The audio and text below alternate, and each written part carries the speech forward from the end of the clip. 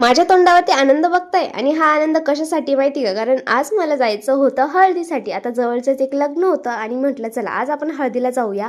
आणि खरंच सांगते इतकं छान मी रेडी झाली होती ना. मला आधी रेडी व्हायला खूप आवडायचं, पण आता देवाष्टमीमुळे तितकं काय होत नाही. माझ्या माऊला तर आवरायची गरजच नाही, म्हणजे मॅडम ड्रेस घालून सुद्धा एवढी गोड दिसत होती ना बास कधी. आणि ती सुद्धा खूप एक्साइटेड होती माझ्यासारखीच हळदीला जाण्यासाठी. लॉन्सवर पोहोचताच मला ह्या माझ्या सासूबाई दिसल्या आणि त्यांनी लगेच मला ही सूपची वाटी माझ्या हातात आणून दिली आणि मग मस्त सूप एन्जॉय केला. आणि खरे आपण जेव्हा लग्न कार्यात जातो ना तेव्हा आपण अजिबात एकटं पडत नाही, कारण की इथे आपल्याला गप्पा मारायला आणि हसायला खूप सारे जण असतात.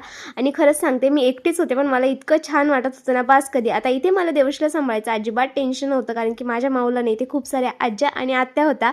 आता इथे मी तिला ना आवाज देत होते, पण बहुतेक तिला माझ्यासारखंच नवरी खूप आवडली होती म्हणून ती नवरीकडेच बघत होती. त्यानंतर तिला तिच्या एका आजीकडे दिला आणि मी गेले जेवण करायला. आणि इथे ना तिचा दादा सुद्धा आलेला होता. मग मस्त असं जेवण केलं. आणि इकडे बघा आमच्या माऊला ना खूप जास्ती झोप लागली होती. म्हटलं चला आता हळद राहू द्या, आपण घरी जाऊया, कारण की उगाच तिची चिडचिड व्हायला नको. मग पटकन घरी आलो. आणि आता तुम्हाला हा व्हिडिओ कसा वाटला मला खाली कमेंटमध्ये सांगा. आवडला असेल तर लाईक करा, सोबत माझ्या चॅनलला सबस्क्राईब करा. भेटू अशा छानशा ब्लॉगमध्ये.